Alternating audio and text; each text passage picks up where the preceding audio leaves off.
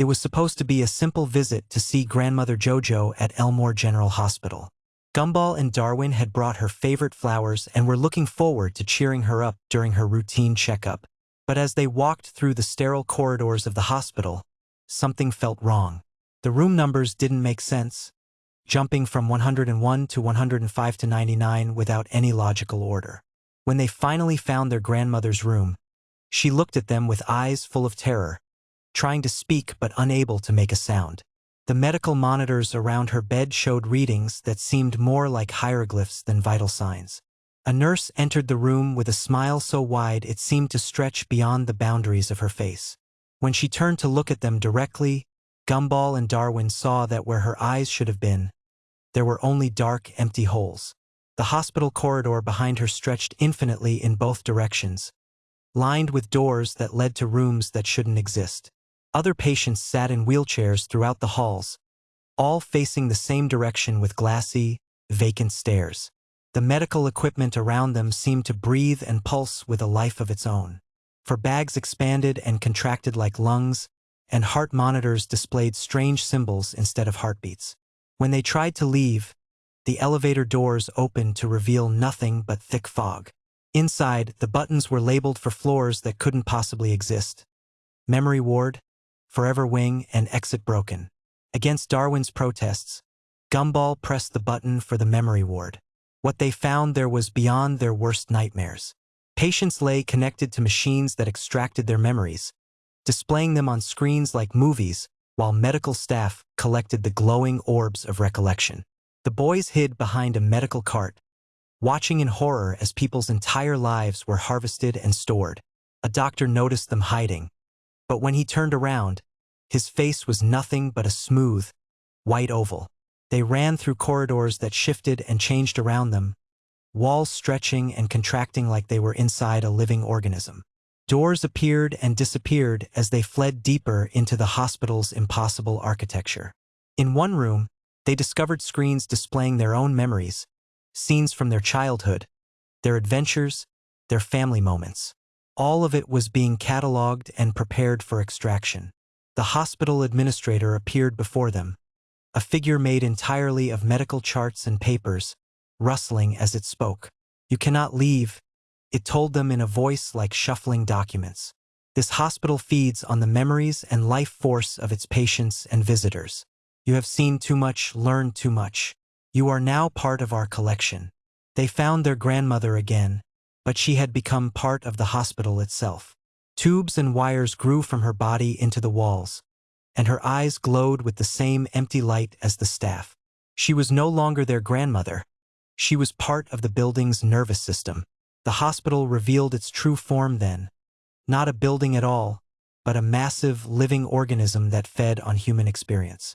It had been growing for decades, consuming patients and visitors, using their memories to expand its understanding of the world outside. There was only one way to escape, the administrator explained. They could use the memory erasure machine to forget everything they had seen, everything they had experienced in the hospital. They would be allowed to leave, but they would lose all memory of their visit and possibly much more. Standing before the machine-labeled memory erasure exit protocol, Gumball and Darwin faced an impossible choice. Keep their memories and remain trapped forever, or sacrifice their experiences to gain their freedom. As the screens around them showed all their happy memories one last time, Gumball pressed the red button. Everything went white. When they woke up, they were sitting on a bench outside Elmore General Hospital, confused and disoriented. They couldn't remember why they were there or what they had been doing. The hospital behind them looked normal and non-threatening. As they walked away, something felt wrong. Their movements were slightly robotic, unnatural. Their shadows didn't quite match their bodies. They had escaped the hospital, but they weren't quite themselves anymore. Part of them would always remain in those sterile corridors, part of the collection. And in the distance, Elmore General Hospital waited patiently for its next visitors, ready to add new memories to its ever-growing collection. Because some places never let you leave complete. The Lost episode, The Endless Show. Gumball and Darwin are excited about their Saturday movie marathon at the old Elmore Cinema. The theater has been showing classic films all day, and they've managed to sneak in for the late-night horror movie festival. The building is old and creaky, with red velvet seats and dim lighting that gives everything a nostalgic, slightly eerie atmosphere. As they settle into their seats with popcorn and drinks, Gumball notices something odd. The other moviegoers seem unusually still, sitting perfectly upright and staring at the screen without blinking. Their faces are illuminated by the flickering light from the movie, but their expressions never change. The first film begins, a black and white horror movie from the 1950s. But as the story unfolds, Gumball realizes the actors on screen are looking directly at him and Darwin. The characters pause mid-dialogue to stare out from the screen, their eyes following the boys as they shift uncomfortably in their seats. Darwin whispers that they should leave, but when they turn around, the exit doors have vanished. The theater has become a sealed box with no way out. The walls are now covered in movie posters that seem to move and change when not being watched directly. The film on screen begins to glitch and stutter. Scenes from different movies start bleeding into each other. Cowboys fighting space aliens, romantic leads turning into zombies, cartoon characters becoming horrifyingly realistic. The boundary between films dissolves completely. Suddenly, characters begin stepping out of the screen. A film noir detective with hollow eyes, a screaming victim from a slasher film, a robot from a science fiction movie, all moving with jerky, unnatural motions like damaged film reels. They shamble through the theater aisles, searching for something. The other audience members finally move, but only to turn their heads in perfect unison toward Gumball and Darwin.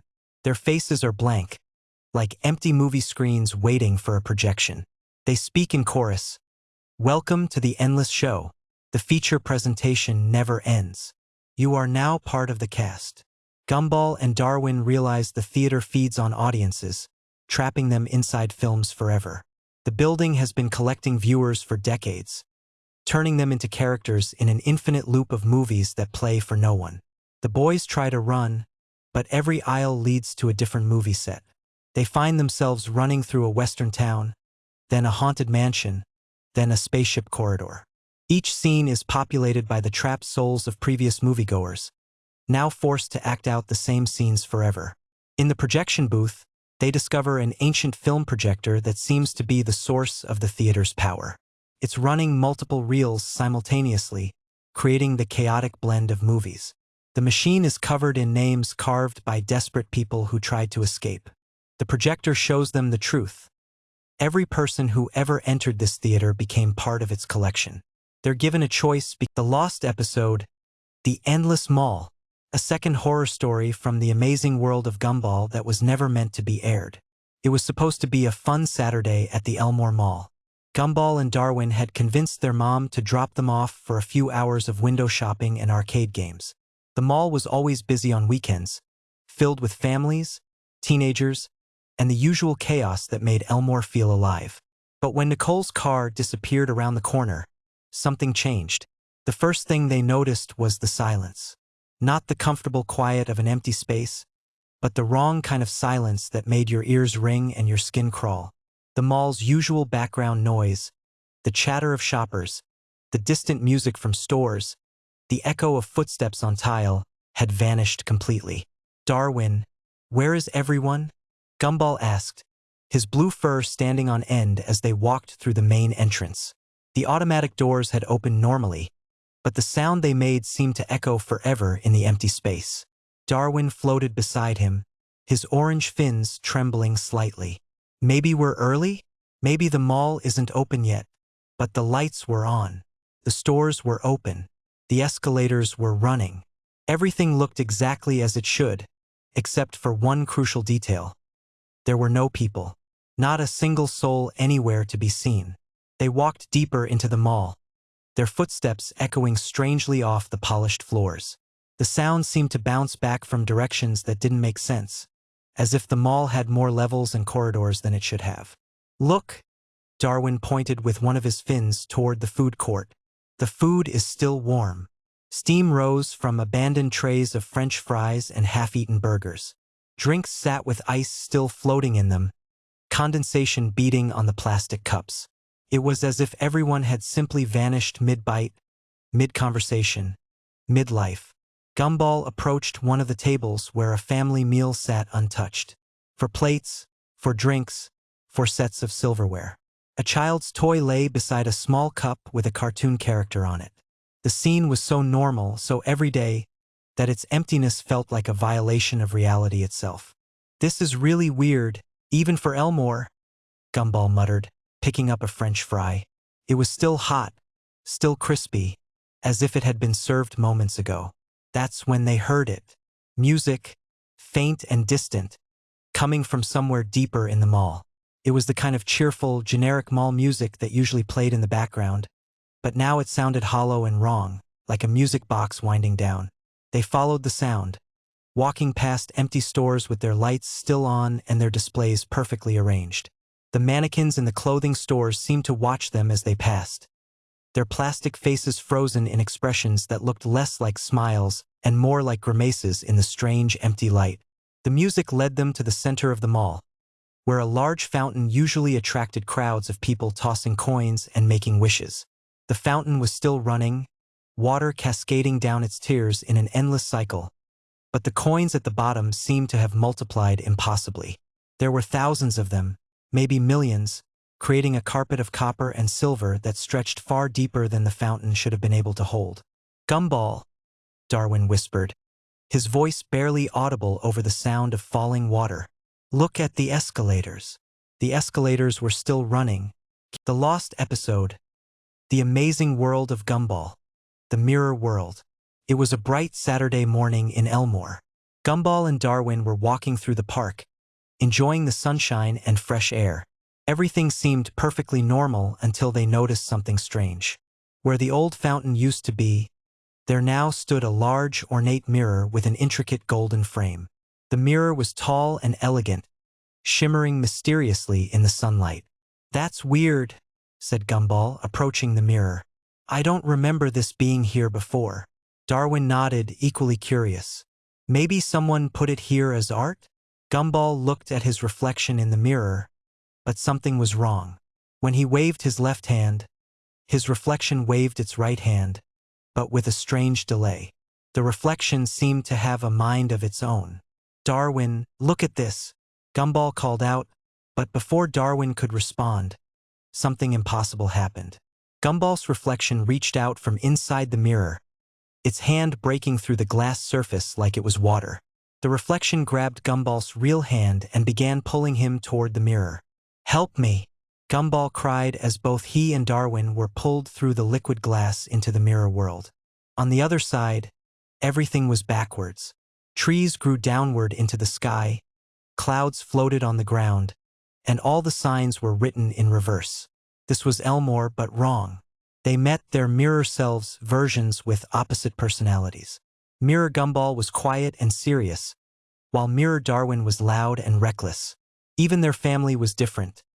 Mirror Nicole was lazy, Mirror Richard was intelligent, and Mirror Anais was chaotic. The mirror world seemed more vivid and real than their actual world. Colors were brighter, sounds were clearer, everything was more alive. It was seductive and beautiful, making their real world seem dull in comparison. But as they stayed longer, Gumball and Darwin began to change. They were becoming like their mirror selves, losing their true personalities and becoming their opposites. When they tried to return to the original mirror, their mirror selves blocked the way. The mirror versions wanted to keep them trapped forever and replace them completely.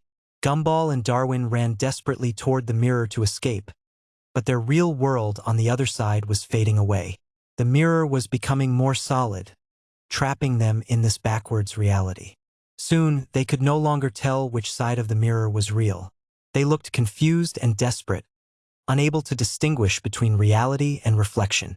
The camera began to zoom into the mirror's surface, showing infinite reflections of Gumball and Darwin on both sides. Multiple versions of themselves reflected endlessly, all looking confused and desperate. The zoom continued deeper, showing fractal-like infinite reflections. The mirror surface created endless recursive patterns with Gumball and Darwin trapped in infinite loops of reflection. At maximum zoom, a kaleidoscope effect showed infinite mirror reflections.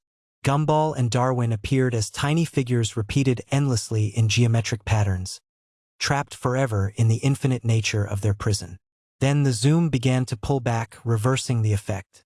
They were still trapped in infinite reflections, but now visible as larger figures, exhausted and defeated, accepting their fate of being trapped forever between realities.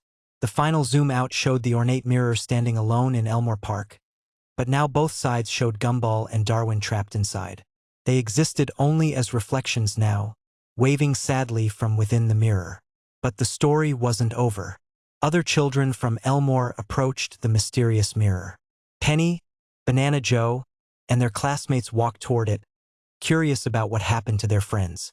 Penny reached out to touch the mirror surface, just like Gumball had done. Her reflection started to move independently, showing the same pattern beginning again. Inside the mirror, Gumball and Darwin could be seen trying to warn the new children, banging on the glass from inside, but no one could hear their silent screams. The mirror began to pull Penny and the other children toward it, just as it had done before. Multiple hands reached out from the mirror surface to grab the new victims. The final shot showed Elmore Park at sunset with the ornate mirror standing ominously in the center.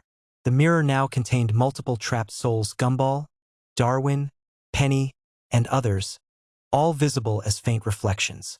The park was empty except for the cursed mirror, waiting patiently for its next victims. The cycle would continue forever, trapping anyone who dared to look too closely into the mirror world. Some reflections, once seen, can never be unseen, and some mirrors never let you leave. The Lost Episode, The Amazing World of Gumball, The Empty Mall. This is another lost episode of The Amazing World of Gumball that was discovered in the studio archives. Unlike the previous episode, this one takes place in the Elmore Mall, but something is terribly wrong with this familiar location. It was a Saturday afternoon when Gumball and Darwin decided to visit the Elmore Mall. They wanted to buy a new video game that had just been released. The blue cat and orange fish walked through the automatic doors, expecting to see the usual crowds of shoppers and the familiar sounds of a busy mall. But instead, they found complete silence. The mall was empty, not just quiet, but completely devoid of people. The stores were all open, their lights were on, but there were no customers, no employees, no one at all. Their footsteps echoed eerily in the vast empty space. "Where is everyone?" Darwin asked, his voice trembling slightly. Gumball shrugged, but his usual confidence was shaken. They walked past the fountain in the center of the mall. It was running, but the water was completely black, like ink. The stores they passed were strange. Larry's convenience store was there, but instead of Larry behind the counter, there was just an empty uniform hanging on a coat hanger, swaying slightly as if someone had just taken it off. The cash register kept making ding sounds by itself over and over again. At the food court, all the restaurants were serving food, but the meals were moving on their own. Burgers flipped themselves, fries jumped in and out of containers, and drinks poured themselves into cups that immediately emptied. The smell was wrong too. Instead of food, everything smelled like old paper and dust. They tried to leave, but when they turned back to the entrance, it was gone. Where the automatic doors should have been, there was now just a solid wall with a painted mural of the outside world. It looked real, but when Gumball touched it, it was just flat paint on concrete. The mall's PA system crackled to life. "Attention shoppers, the mall will be closing in never. Please continue shopping forever. Thank you for choosing Elmore Mall, where the fun never ends and neither do you." The voice was cheerful but wrong, like someone trying too hard to sound happy. They ran to the escalators, but they were moving in impossible directions. Some went sideways, others went in loops, and one seemed to go straight up into the ceiling and disappear. When they tried to use the stairs, they found that each step led to a different floor, creating an endless maze of levels that shouldn't exist. In the toy store, all the dolls and action figures were arranged in perfect rows, but their heads slowly turned to follow Gumball and Darwin as they passed.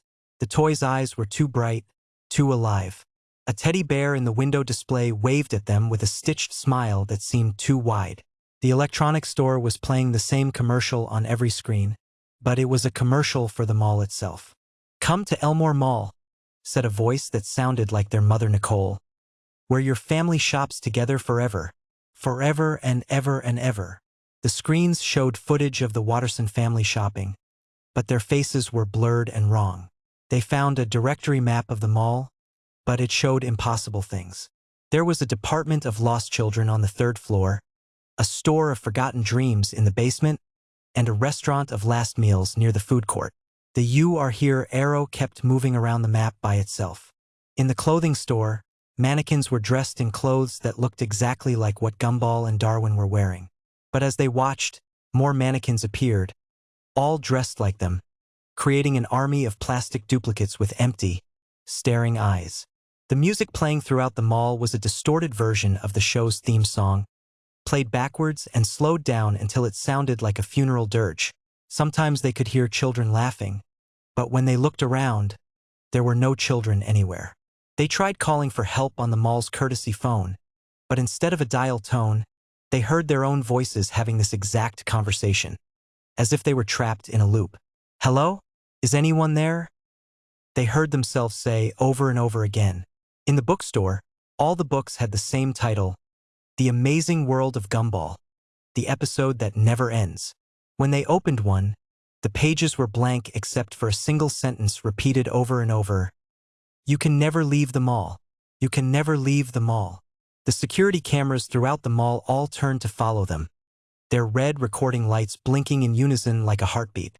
On the security monitors, they could see themselves from every angle, but in some of the screens, there were additional figures following them, shadowy shapes that weren't there when they looked around. Finally, they reached what should have been the exit, but instead found Richard, their father, standing in front of a store called Dad's Perfect Day. He was smiling, but his smile was too wide, and his eyes were completely black. "Boys," he said in a voice that was